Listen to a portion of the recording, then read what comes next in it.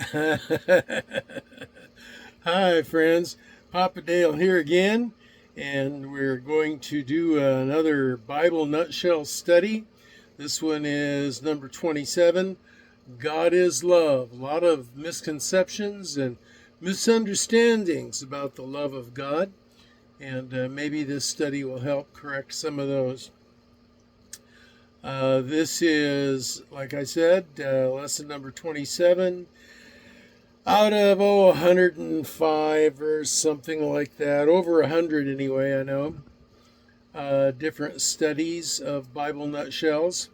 These are basic fundamental teachings of the historic Orthodox Evangelical Christian Church. Reason I'm making these videos is for the average layperson to, in a simple, non-technical way, have an opportunity to gain an understanding about the fundamental theology that underlies the Christian faith. In addition to that, it's being made for posterity. The rapture is going to come real soon, and so I have no idea the accessibility that people will have to studies of the Bible after the rapture. So I'm making these videos in the hope that after the rapture, people who are left behind might have an opportunity to have access to these. So here we go. Bible nutshell number 27. God is love. To say that Yahweh is love is to say that God is the source and essence of love, or that as a component of his essential nature, perfect love resides and resonates within God himself, one Yahweh in three persons. The imperfect love that human beings share between one another is but a dim reflection, a sign that points to the perfect love that resides within God. It's one of the reasons why people misunderstand the love of God, because they assume that the love that they're familiar with in the culture in which we live is the same, and it's not. Four unique forms of love are spoken of in Scripture. We understand them through four Greek words: eros, storge, phileo, and agape. Eros is carnal love, physical and sensual. It is closely associated with lust and the biological urge to procreate.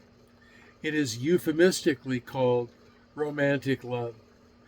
Storge is familial love and refers to natural or instinctual affection, such as the love of a parent towards offspring and of a child towards a parent. Phileo is commonly known to refer to the love of a close friend. David had a close and personal relationship with the son of King Saul, Jonathan. They shared a phileo bond, a love born of mutual connection and appreciation. Philadelphia, Pennsylvania is known as the city of brotherly love. The name Philadelphia comes from this Greek word. Agape love is selfless, sacrificial, unconditional love, more the exercise of the will than of the emotion. In Hebrew, this is called hesed, faithful love. Psalm 136 explores that. It is the highest of the four types of love in the Bible. It is exemplified by Christ's love for mankind in choosing to die in his place to secure eternal life for us. Without self-interest or expectation, it is known as Yahweh's perfect unconditional love. God's perfect love is further definable by the ideas of benevolent love, beneficent love, and filial love. So you have this agape love, but then the agape love manifests in three subdivisions: benevolent love, beneficent love, and filial love.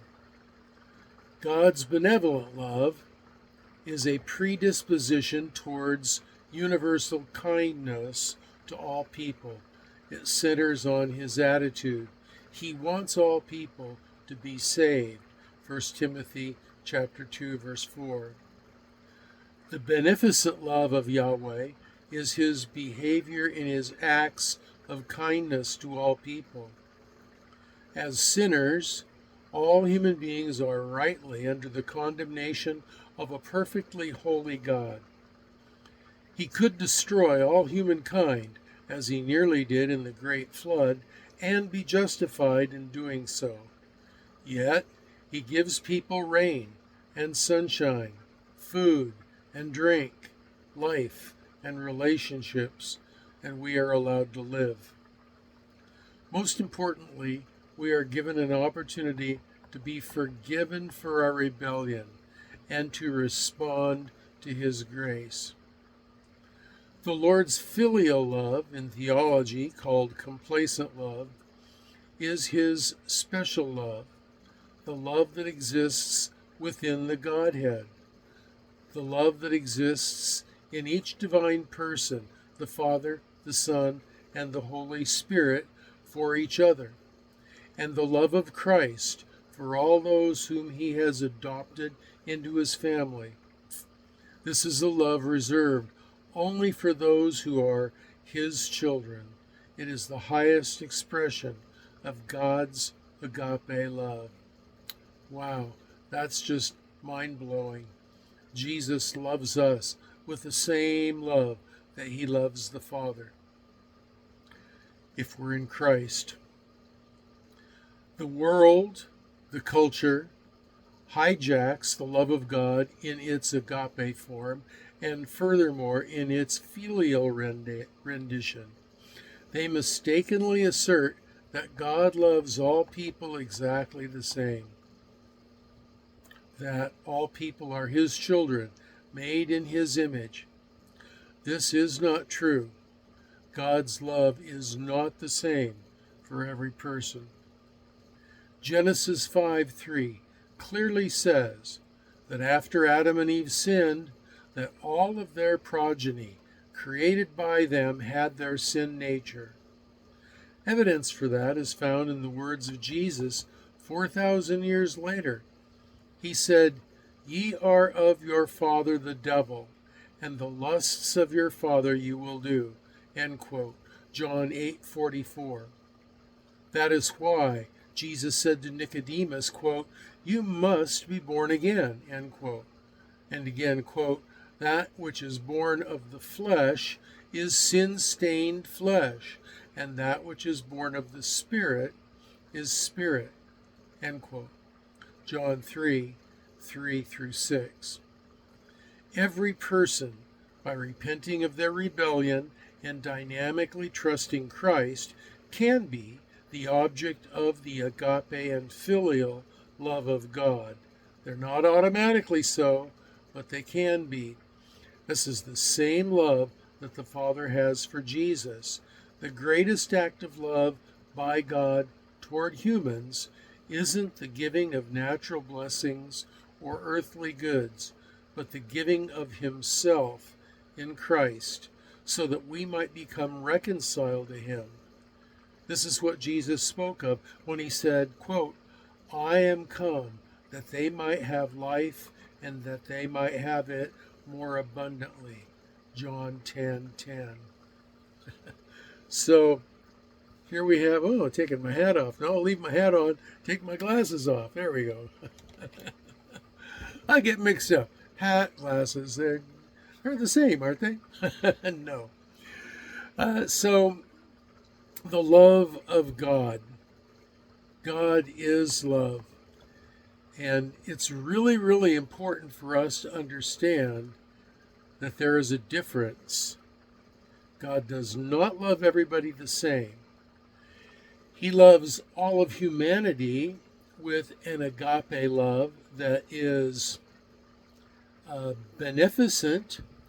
He loves all of humanity with an agape love that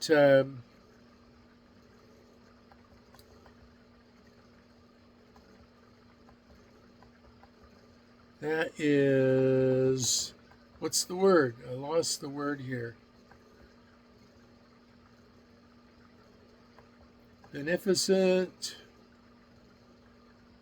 and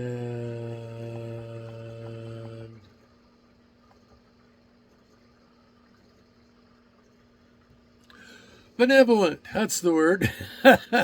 God has benevolent love for all people and beneficent love for all people. But his filial love, the very kind of love that the Father and the Son share with each other and they share with the Holy Spirit, that kind of love we are allowed to experience, we can enter into once we are born again. We are his, we become his children at that point, and we enter into his very own family. So there you have it. God is love. Sorry for that little hiccup there. But God is love, and that kind of explains some of the differences between the different kinds of love. Very important differences, extremely important. So, ladies and gentlemen, here we are at Bible Nutshell number 27. God is love. We just finished it. We are about to embark on Bible Nutshell number 28. Now, don't forget that at the bottom of this video is a comment section where you can leave a comment or a question or a prayer request. You'll also find down there links to my Facebook page, Dale Warren at Facebook, and also a link that circles back to my YouTube page. So that's all for now. This is Papa Dale signing off and saying until the next video, y'all have a blessed day.